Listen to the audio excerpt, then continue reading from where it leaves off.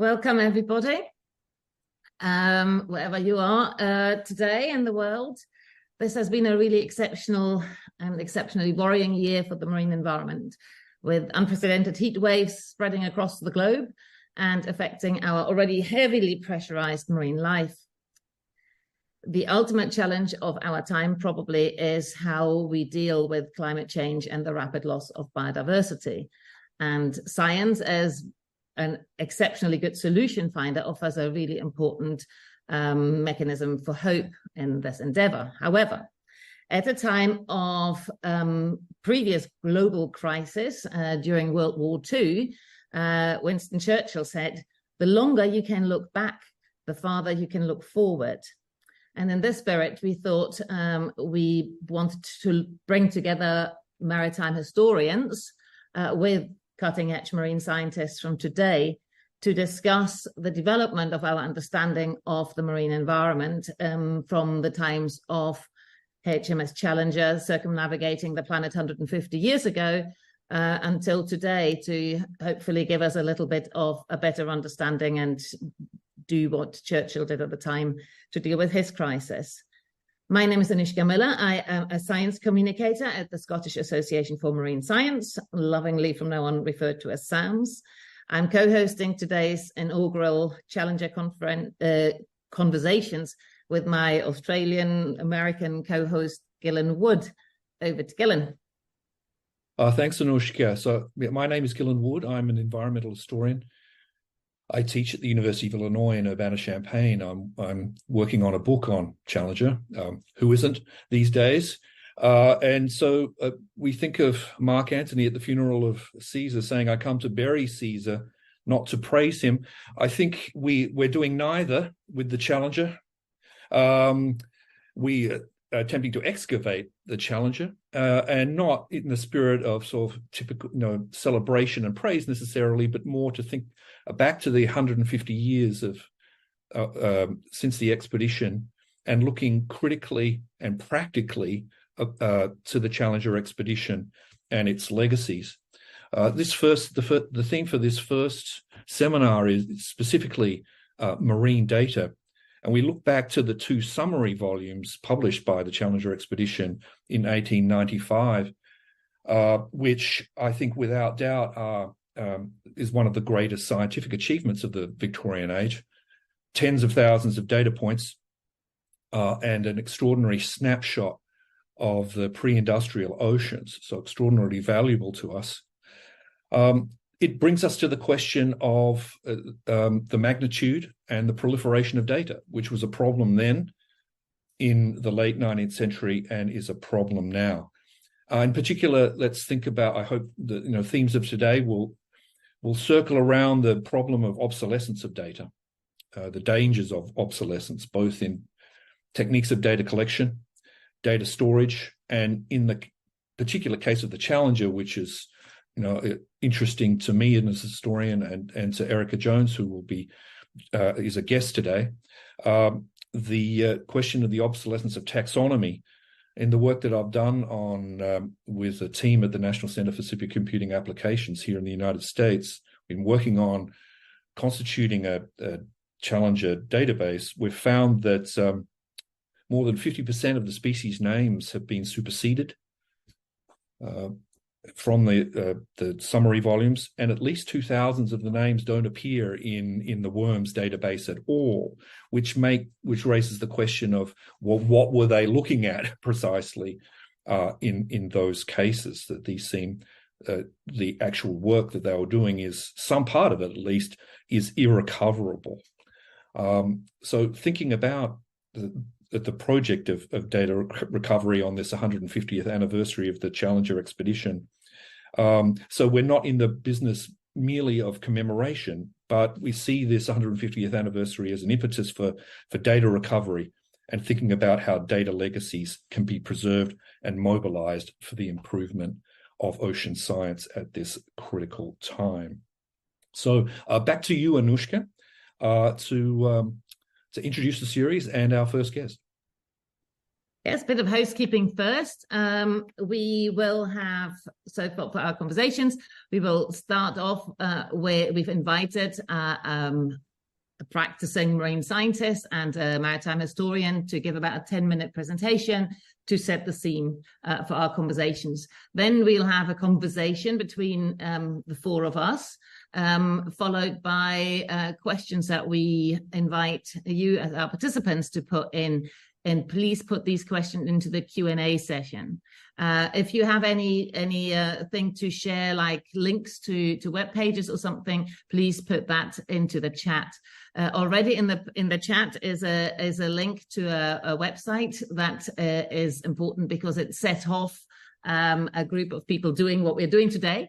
So Gillen is working on a project that also helps him publishing his book. But the first thing I published is put together a website that brings the data from the Challenger reports, these 50 tomes of information into the modern age, and there's a link of that to that website in the link now.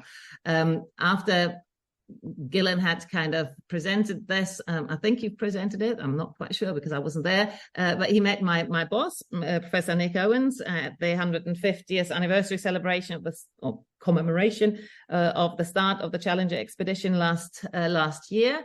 And they got talking, and we started to collaborate on this website.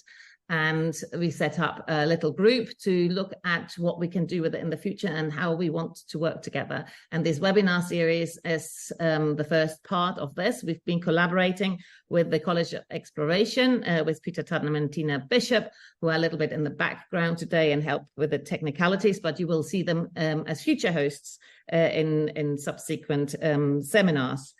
So,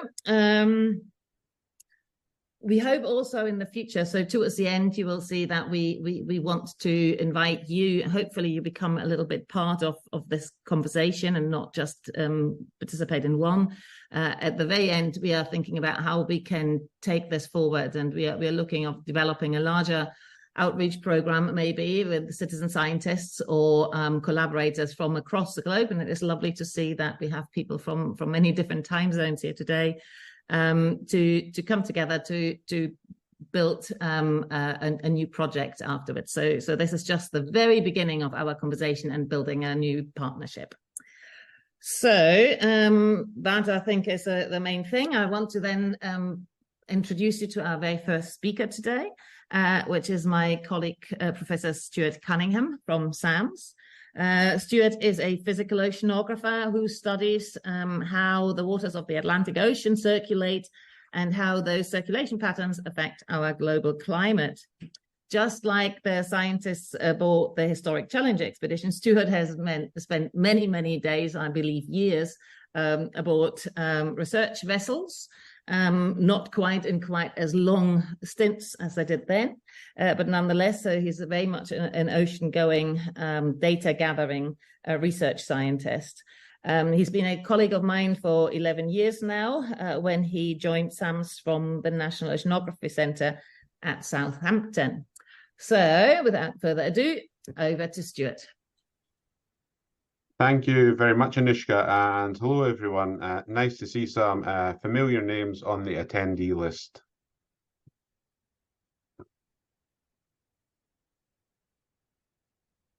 So I hope everyone can see this. So the subject we've been asked to really think about is marine data. And in this short talk, I'm going to take you through some aspects of modern observing.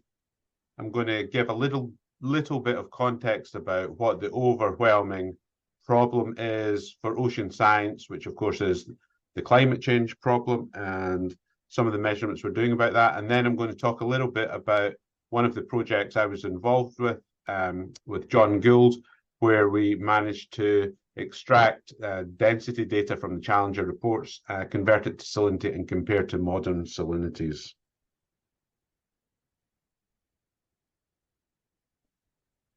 Right, so it's a little bit tricky.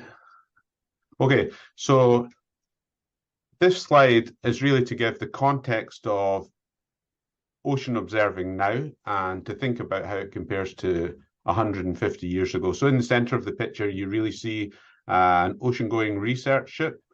And that's where I've made most of my career, going to sea to make measurements. And in actual fact, it's largely the same sorts of measurements that Challenger made, with the same kind of overwhelming scientific ethos to make the best quality, best documented observations, so that those observations are secure for future researchers and they know exactly what's the quality and accuracy of the data are, so they'll always be useful into the future if we can document them well.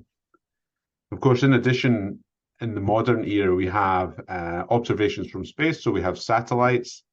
They're excellent at making global pictures of various parameters: surface temperature, waves, wind speed, and direction, amongst other things, but of course only at the surface. And then in situ measurements, we really have a really diverse range of autonomous vehicles now.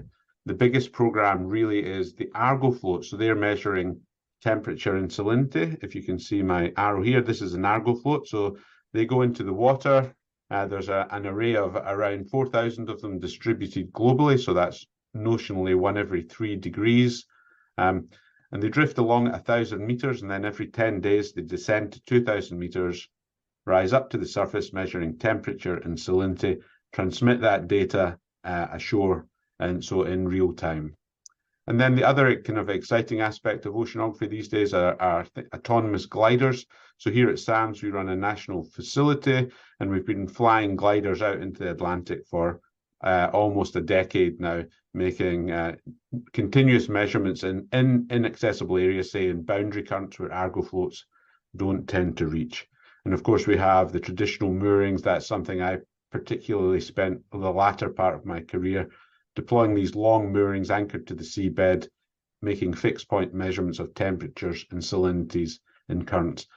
But at its heart of the global observing system is still the ships like Challenger, who have to go out and capture the water samples necessary for the chemical analysis.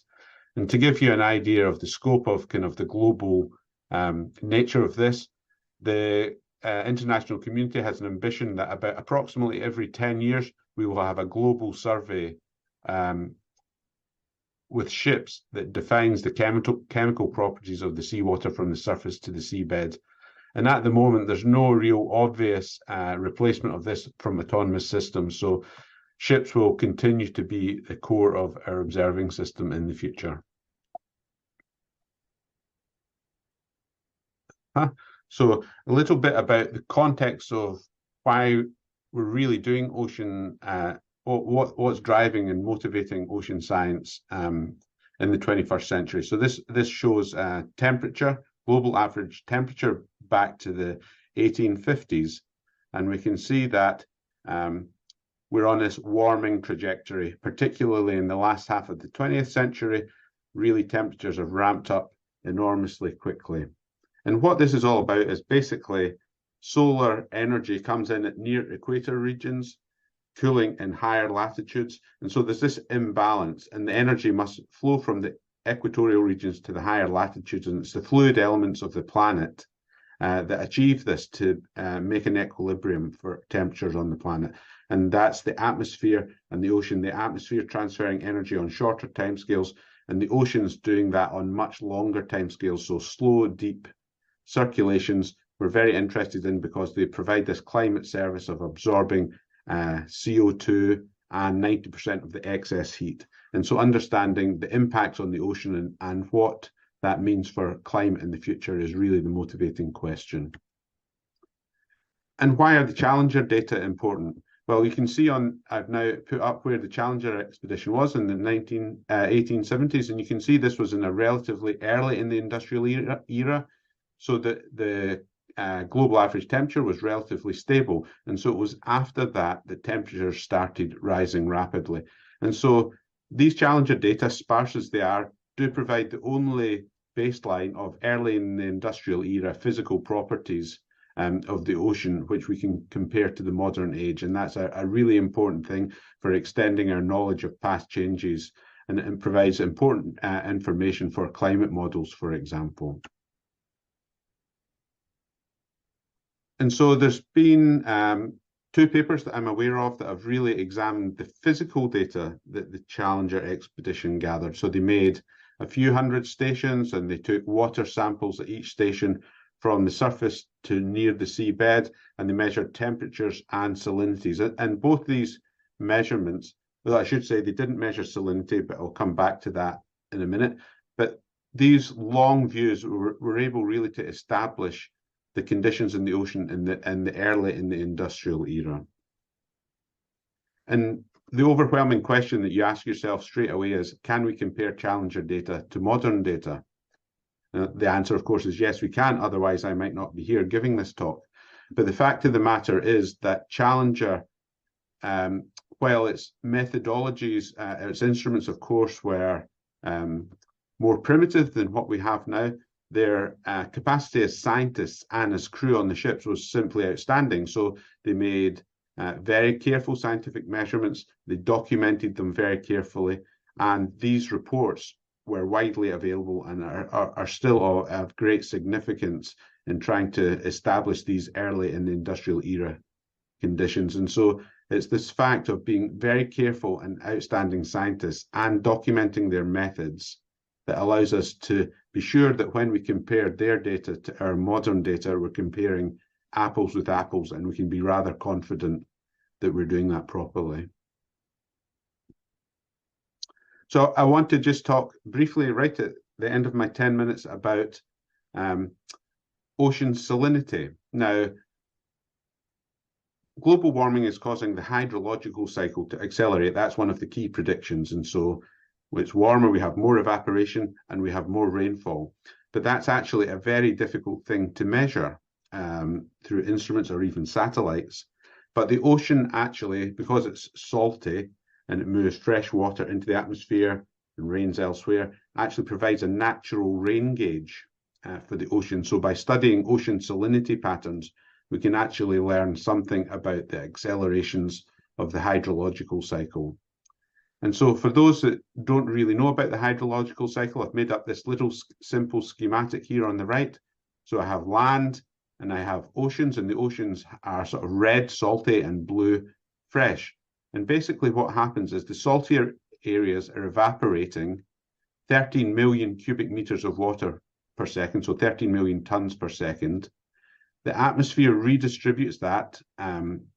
Some goes onto the land, about 1 million cubic meters per second, and then 12 rains back into the ocean, into fresher areas of the ocean. So we have this idea of saltier areas of the ocean and fresher areas of the ocean.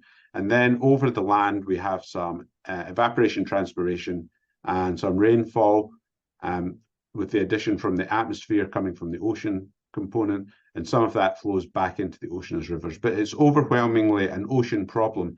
97% of all the water on the planet is in the ocean. So it dominates both the fluxes and the reservoirs of fresh water on the planet. So what we wanted to do when we set out to look at the Challenger data was to try and make some understanding of what the pre or early in the industrial era hydrological cycle said about the acceleration compared to the mid-50s and to the modern day. So here is a map of modern day salinity, averaged from 1950 to 2020 for the globe. And the Challenger positions, station positions, are shown in the black dots. And we have the idea that there's some salty areas. We see these subtropical gyres contained within the solid black line, just as a notional limit on the saltiest areas of the ocean. And then we have fresher areas, North Pacific, the Pacific warm pool and the Indian Ocean. And we see straight away that the Atlantic is an incredibly salty ocean here. And so what we wanted to do was take each position where there was a Challenger measurement, compare it to modern day values. And it was pretty remarkable, actually. So this plot on the right shows salinity on the y-axis, and then Challenger station number on the x-axis. And there's two lines. The modern near-surface salinity is shown in red. And you can see as it goes around the globe, salinity goes up and down in these different regions. And then the Challenger near-surface salinity from the 1870s is in black. So the first thing is absolutely amazing. They managed to track the global pattern of surface salinity from the Challenger observations. So that gives you hope straight away that they're doing something very sensible with their measurements. And for instance, this early part of the record here, that's the transect in the North Atlantic. This one here, Atlantic is incredibly salty. It's the saltiest open ocean in the world. And then it gets very fresh. This is at stations 50 here, into this little bit here. That's as they go into Newfoundland, I think, possibly Halifax they went into. And so you see this incredibly fresh region. So, you know, Challenger managed to capture this broad scale. But here's the notional line of 35 grams per kilogram of salinity. So dividing notionally fresher areas and salty areas. And you can see they went in some salty areas and some fresher areas. And so we analyzed the subtle differences between these two curves in the salty areas and in the fresher areas. And we were able to conclude that the acceleration of the hydrological cycle is in fact making the salty areas saltier, so they're evaporating more, and the fresher areas in the ocean are getting fresher, so it's raining more in those regions. And by looking from 1870s to the 1950s and from 1950s to now, we were able to deduce that this amplification of the salinity change pattern was approximately 54% lower in the pre-1950s, so in the industrial era. And so we can really see how this hydrological cycle has been accelerating in the more recent period, you know, in line with that temperature curve where we saw relatively stable and then rapid acceleration in the temperature rises in the late 20th century.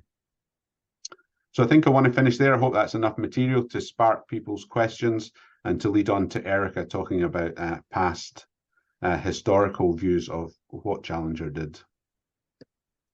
Well, thank you very much, Stuart, and for emphasising the comparative nature of what Challenger offers us. Is that if there's one takeaway from the Challenger expedition, is that it does offer us this snapshot of the pre-industrial or near pre-industrial ocean, to which we can usefully compare data on and measure some form of environmental change, oceanic deterioration over time, 150 years later.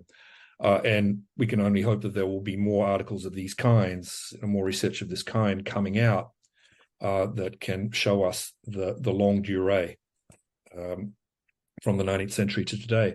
So to pivot now to from ocean science to ocean studies and oceanic history, it's my pleasure to introduce Erika Jones, who is the Curator of Navigation and Oceanography at the National Maritime Museum at Greenwich.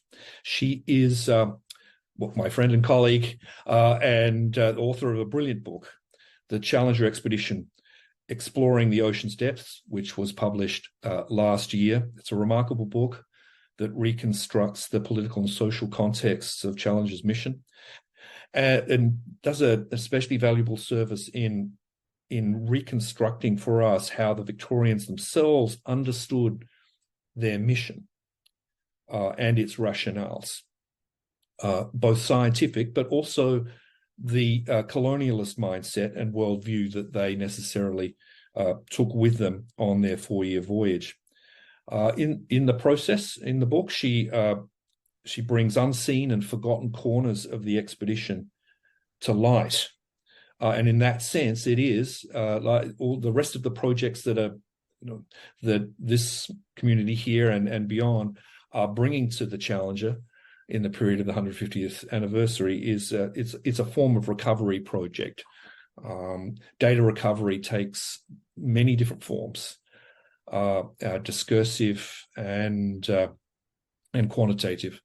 And for the more discursive side of the picture, we have Erika today. So over to you, Erika, to talk to us more about Challenger and marine data. Great, thank you so much. Let me share my screen.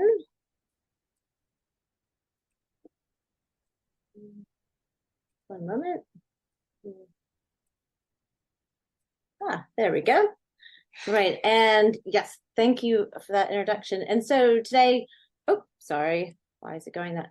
I'm really excited to be part of this conversation, bringing together historians and scientists to talk about the Challenger expedition. And I think in line with Stuart's talk today, I want to tell you a bit about the Challenger expedition and how it was a breakthrough in marine data collection and management. And so I just want to give you a brief overview of Challenger and deep sea sounding and the way that information moves. And a little bit about myself. I'm not seeing your screens. Oh, no. Oh, dear. Anybody else? Oh, sorry. Let's see. Oh. How's that? That's good. Yeah. Go to slideshow. Okay. I guess you could hear me though, right? Okay. Yeah. There we go. There we go. Full screen. Let's try again. Ta-da! How's that? Okay. Very good. There we go. Technological moment there. Oh, there we go. Yes. So thanks, Gillen, for introducing my book.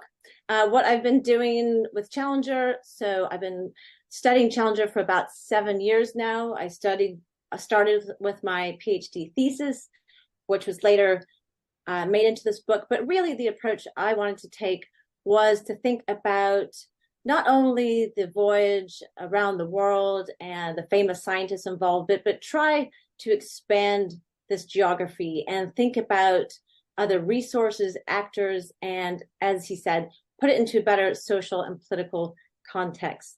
And to also build on that conversation, I wanted to let everyone know about a conference we're going to be having at the National Maritime Museum, 7th and 8th of November. And we're really excited about it. And again, this isn't about only celebrating Challenger as part of 150th anniversary, but I think these conversations between oceanographers and historians of science are really important. And it's a good time to revisit, rethink Challenger, not only how we're using the data materials today, but also really interrogating its colonial and imperial context. So I encourage you all, please check out the website. The program will be going live either tomorrow or Monday. So furiously working behind the scenes on that.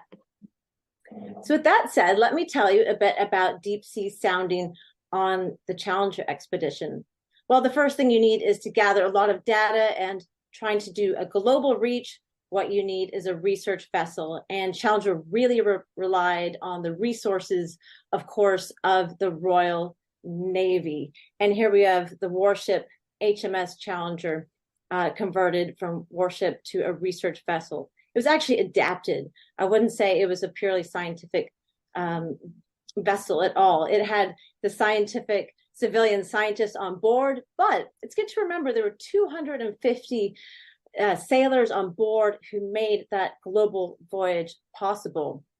And the other thing I found in my research is that Challenger's route, of course, they were looking at particular things for their scientific project, but this route was really, you can map it against Royal Navy stations, which I've marked here in yellow.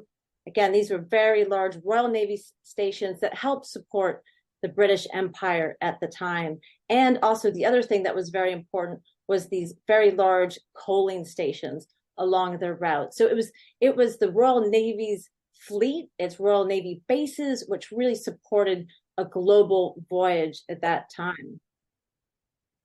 And the other thing you need to get the best information you can, the most accurate information, you need, of course, good instruments.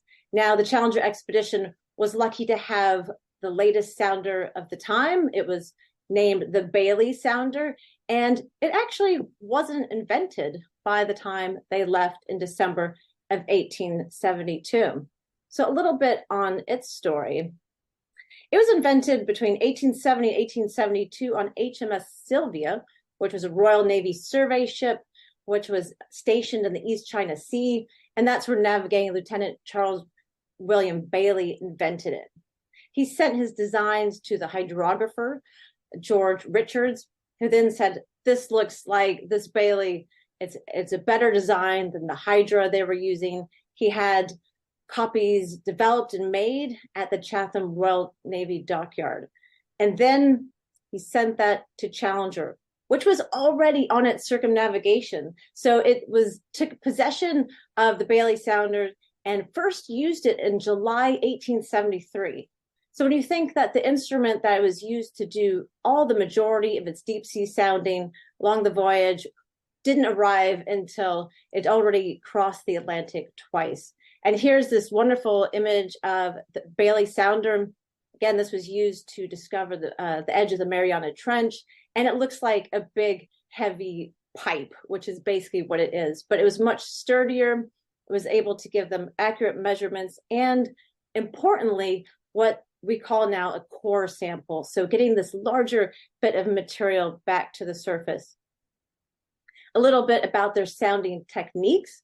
Now, Gillen mentioned that they were using very precise measurements, and this, for sounding, really relied on the expertise of the Royal Navy, who'd been deep sea sounding, and they applied these techniques on Challenger. This is another wonderful archival document. This is found at the Hydrographic Office in Taunton, and these are some of the actual sounding logs that the officers used at the time. So they were recording not only the length of rope going out, but also its time and rate of descent, and that's how they could determine depth. So keeping very careful records on board. So another example of their data management. This is an area they were sounding from the coast of Brazil to St. Paul's Rocks. So this little area I've highlighted here, this was 13 deep sea soundings there. And I'll show you what some of the reports to the hydrographer looked like. They were making these wonderful charts like this. And here you can see this is their soundings. This is St. Paul's Rocks here, which is part of the Mid-Atlantic Ridge. Challenger was showing that the Mid-Atlantic Ridge was part of the South Atlantic. And they were also, because they were attaching thermometers to the sounding line, they were able to have these areas of temperature difference. Now, their thermometers weren't the most accurate, but they were able to show these areas of difference. And here you have what they call a cold stream on this side of the ridge. So they were making these wonderful charts and sending these back to the Admiralty. So getting all this information after the voyage, this is where I think things really start to get tricky. And Charles Wyville Thomson, he did anticipate the amount of data that they would have. And so he had already plans to set up this sort of headquarters at the Challenger office in Edinburgh, 32 Queen Street. I visit it every time I go to Edinburgh. I can't believe there's not a blue plaque there yet. One of the most, I think, sort of important places in early oceanography in Britain. And this is where all the specimens were sent. Charles Wyville Thomson said there's over 100,000 specimens in good condition were there. So imagine this place just overflowing with materials. And they were getting help going through these, people like Alexander Agassiz, Americans, Germans, people visiting and helping them sort and go through all of this.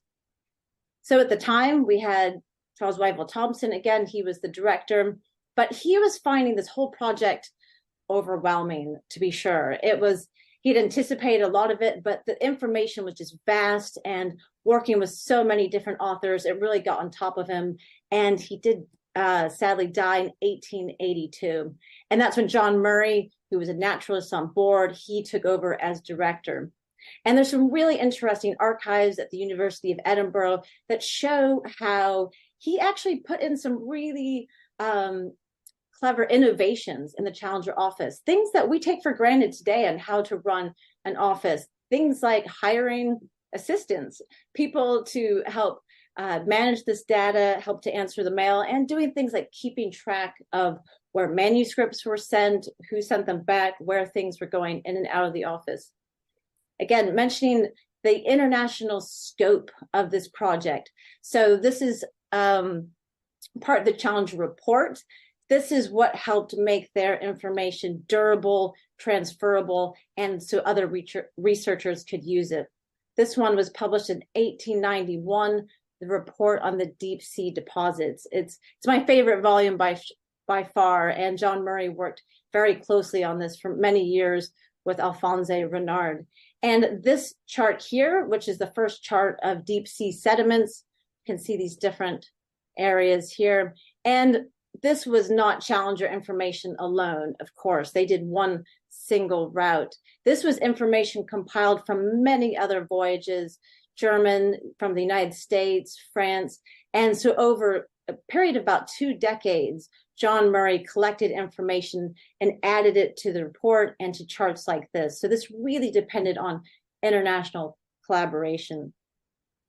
And thinking about Challenger's legacy, so when the reports were finally finished in 1895, 50 volumes, I'm sure many of you are familiar with these.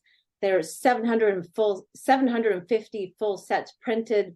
These were sent out to not only wealthy people who could buy them, but of course they were sent out to research centers, and they really helped the next generation of researchers go ahead and help really establish what became known as oceanography at the time. And this is what we're referring to today when we think of Challenger's data. And I think this is why we're still talking about Challenger today, because of these scientific reports. So that was just a really brief overview of some of their techniques, and thinking about how some of this data management, how does that connect with today, and how do we use this data today for things like global warming? So looking forward to the conversation. Thank you. So stop sharing.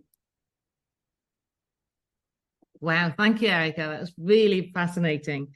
And straight away, I had a question, of course, lined up. We're all organized, but let me break what we planned straight away, because new thoughts just jumped into my mind. You were talking about the mindset differences, and I was kind of thinking back that, you know, this data was collected by Victorians who had very different mindsets than we have today.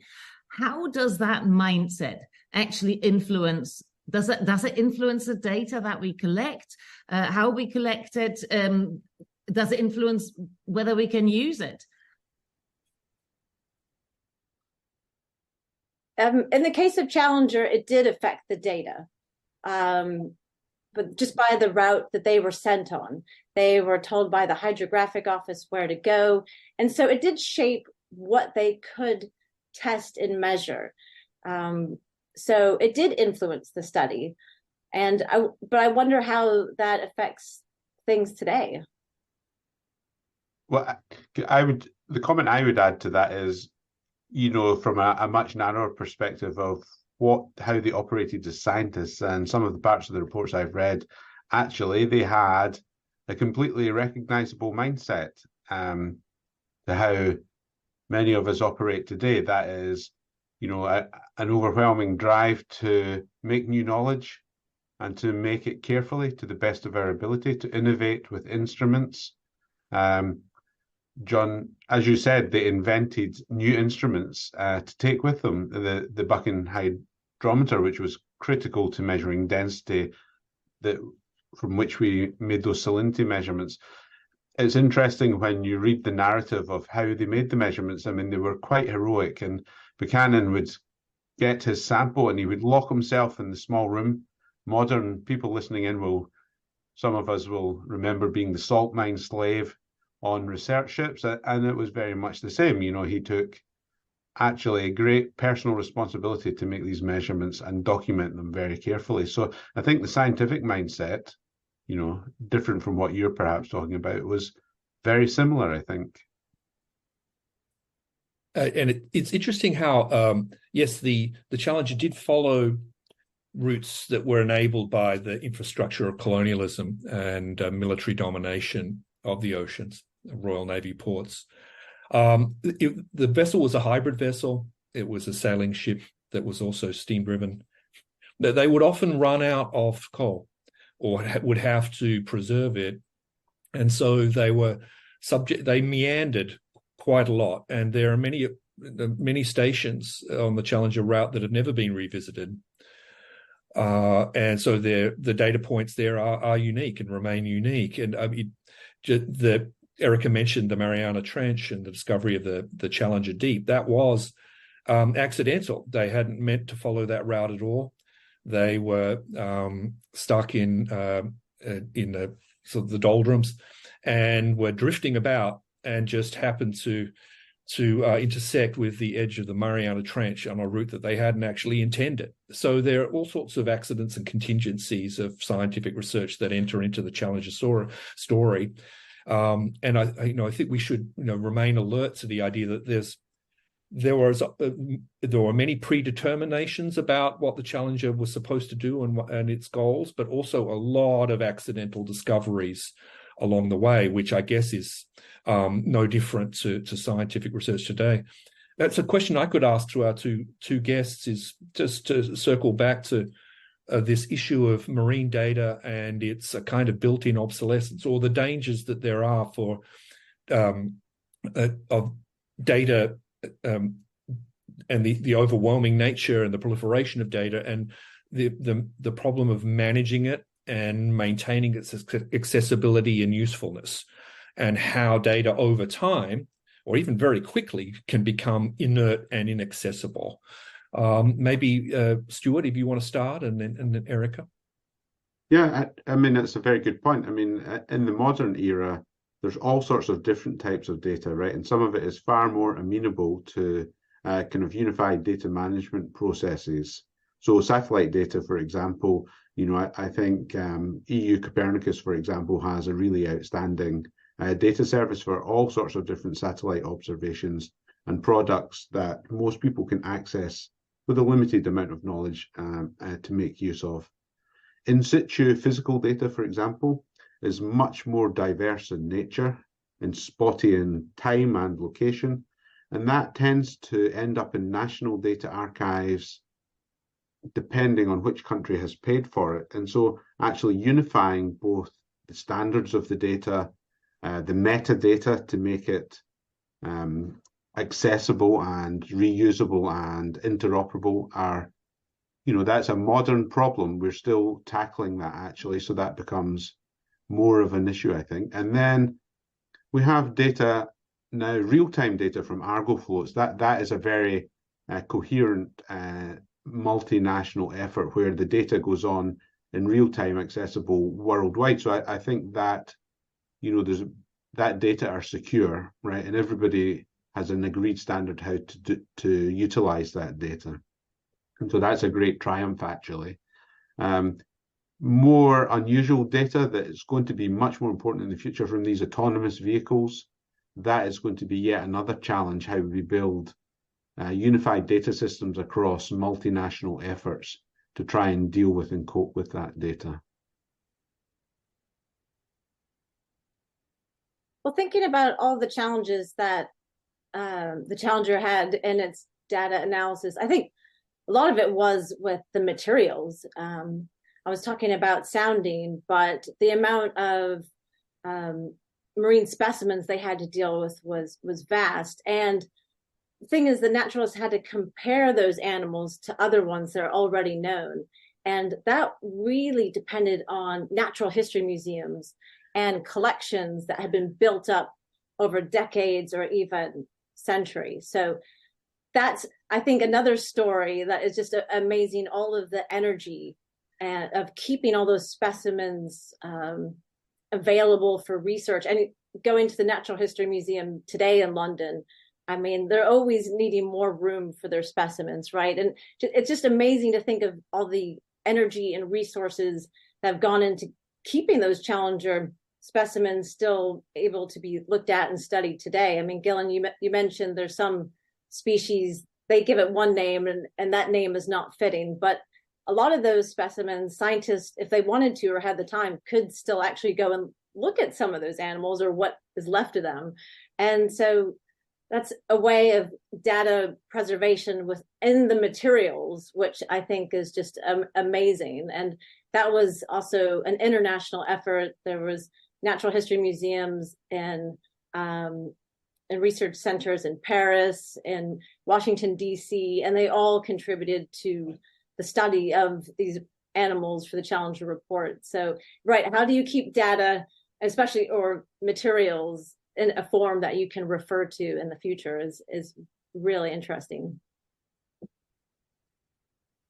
Well, one of the critical things, of course, is actually making sure that people who might be interested actually know how to find the data and who to access it from. I mean, this is the new idea of this data fair principle, so that they're findable and accessible and reusable, which I guess is a problem with the Challenger data. I don't know if you have a feeling for how well catalogued some of these biological samples are, and even how many of them have ever been examined in detail. Well, I can tell you at the time in the Challenger report, one of the amazing things in the last volume is there is an index for all of the species that they named. And that index was actually put together by a team of, I think it was around 4 people, and 2 or 3 of those people were women. And so the Challenger index was put together by women going through all of the reports, writing down all those species names, indexing them to where in the report they appear. And 2 of those women were awarded the Challenger Medal, which John Murray gave out afterwards to people he thought had really contributed to the project. So at the time, I think it was very well organized. Sure, specimens probably had disappeared. Naturalists had taken some for their own collections, but the Challenger report within itself, I think, is very well organized, and with that idea that could be a reference. But I think that's maybe the challenge. What do you think for modern projects, if they're organized internally well, but being able to share that information across time and other projects? That's maybe where it gets tricky. We also have a question come in about sharing oceanographic data with the international community in general after the return of the Challenger, and the question of there are lessons about the pitfalls of international collaboration, or maybe lessons about science communication and its connection to international collaboration. That was from Anthony Adler. Well, I can start. I mean, of course, in Challenger was out, there was also a Prussian expedition out at the same time as Challenger. Not so comprehensive, but as far as I can tell, the 2 expeditions did actually go to some of the same ports, but they basically didn't cooperate, as far as I can tell. And that would be because these countries had great competing national interests at the time, and so there were, and I guess also it was harder to communicate. So perhaps that's one reason why they didn't really make more of the joint nature of both doing global expeditions at the same time. In the modern era, I think physical oceanographers, as an example, have done rather well actually at international cooperation. So when I started my career back in the early 90s, the World Ocean Circulation Experiment was a grand plan by nearly every country in the world who operated deep sea research fleets to try and obtain this global view of the ocean, of the distribution of ocean temperatures and salinities and currents over one kind of 7-year period, and that it was a triumph, and it actually led on to a whole number of other programs like Argo, a great international cooperative effort, and then kind of smaller scale programs actually that required multinational efforts to make the necessary observations. Large scale observing arrays in the Atlantic are another great example of international cooperation. So I don't know whether these lessons came directly from Challenger, but certainly, we do have this great deal of international cooperation with data. I mean, I think that one of the problems is still there's huge amounts of commercially sensitive data, which would be very useful, but never makes it into the public domain, from oil industries and seabed mining companies and things like that. So there are still quite a lot of challenges about getting all the information that is available. I think it's one of Charles Wyville Thompson's great achievements is his standing firm on the international nature of the Challenger reports, or as a research project that he would farm out the responsibility for specific sample collections to the expert in the field, no matter where they were. And admittedly, this was the North Atlantic, so he was sending his collections to experts in Europe and North America, but he received a huge amount of pushback, both from the British Museum and in the Parliament, to make the writing of the reports a parochial and national enterprise, but he insisted on it being international. And I think it was that political fight that drove him to an early grave. I'll direct the next question to Erika. Now, it's a very brief question about what was measured on the expedition. So maybe this is a good opportunity for you, Erika, to paint a little picture about what the challengers did at each specific station. I mean, they would stop every couple of days. It drove the sailors crazy, especially if there was a fair wind. They would simply stop and set about a day of measurements and sample collecting. Can you give us a little picture of that? Sure. So, for one, the idea of using a station, like that was really important. And picking a latitude and a longitude and saying, this is station 235, 236. This is what helped them sort of manage their data and for people to go back to those stations. So that's one thing to think about. So one thing is the navigators had to try to pinpoint their location as accurately as possible. So they would do that. And their first priority was deep sea sounding. That was something they would do at every station, at deep sea sounding. And on the line, they would have usually the Bailey sounder and also thermometers, as I mentioned, and water collection bottles. And that's how they were getting water for these, collecting water that Buchanan could then take back to his small cabin chemistry lab and look at those salinity density measurements. And if it was weather dependent, they would do dredging. And that's when they would put a very large dredge overboard or a smaller trawl. And that took a lot of time, probably even more than deep sea sounding. That would take several hours. And that would be trying to scoop up animals, dredge the bottom of the ocean floor. And that's where they were trying to get some of these specimens to study. They did find from their experiments on the porcupine and lightning that sometimes it was those hempen strands that were attached to the outside of the bag that would actually bring up some of the most specimens. So they would bring those back on board, and then long process of preservation, again, trying to keep that information together. With the station number would be written down, put into those jars. They would be put in jars of alcohol. And then when they got to certain places, big ports of call, they would mail those specimens back to London, and then it would make its way back to University of Edinburgh. So they were doing both dredging and sounding. Those were the main things. Lots of other observations of the ocean and currents, but those were the two main things they were really focused on. Yeah, I might just add like a little remark about salinity. Of course, they didn't really know anything about salinity. It wasn't something they measured on the expedition, I don't think. What they measured was ocean density, which actually is a more interesting and useful dynamical parameter. And it was the water samples, I think, after, when they came home, they started to analyze for clarinity of the water, and that was when they began to develop the concept of ocean salinity, but not during the actual expedition, I think. Is that correct?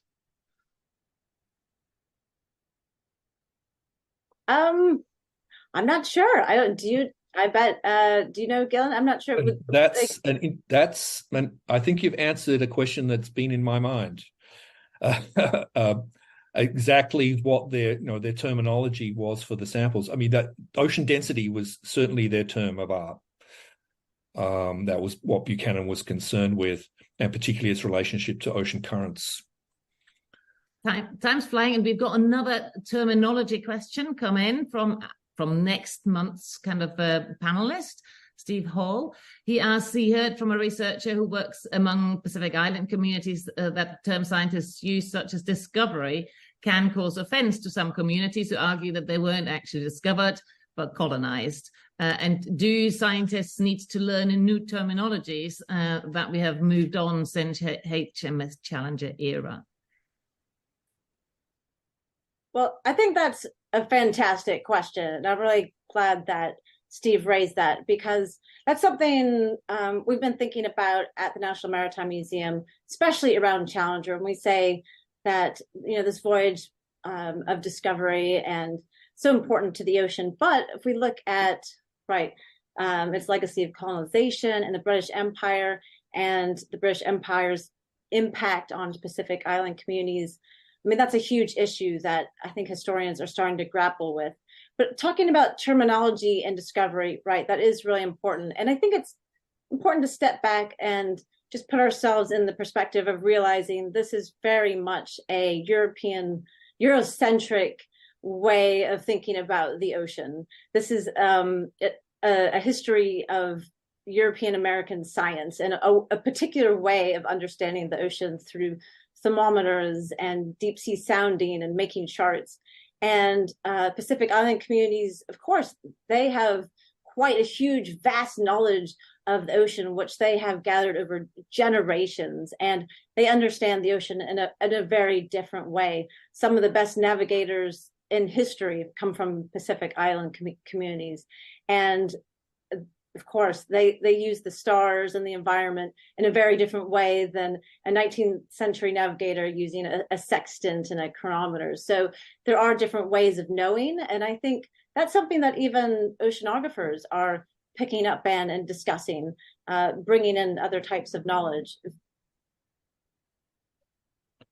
I think that's a great point, Erika. And I mean, speaking of the Pacific Islands, and particularly the visit to Fiji of the Challenger, the Challenger, before it was converted into a research vessel, was a police vessel on the Australasian route, and it had been involved a few years earlier in the late 1860s in a violent incident of suppression in the Fijian Islands, which resulted in the destruction by the Challenger of several Fijian villages. So when the Challenger appeared on the horizon, or appeared in the port at Fiji, there were several hundred Fijians fled into the hills as they recognized the Challenger from that prior incident and assumed it was there for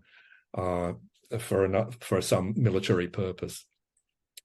Well, we're on the hour, so we want to respect our time constraints here, and I've just got a half a minute to look ahead to, well, first of all, to thank our panelists. Thank you so much, Stuart, Cunningham and Erika Jones, for your terrific contributions today. This was a wonderful beginning to our series. We have grand ambitions for the series to continue both through the autumn and into the spring. But to look ahead to our next session, which is on the 12th of October, on mapping the oceans, we'll be welcoming Stuart Hall, who asked the question just before. Stuart Hall is recently head of the UK delegation to the UNESCO Intergovernmental Oceanographic Commission and is a renowned marine scientist. And in the spirit of pairing a scientist with a historian or someone more in the discursive realm, we will be welcoming Laura Trethewey, an environmental journalist who has recently published this wonderful new book. Oh, you perhaps can't see it. It's called The Deepest Map, which has been widely reviewed and is about the history of ocean bathymetry and ocean floor mapping. So we'll have those two in conversation on October 12th. Please join us then.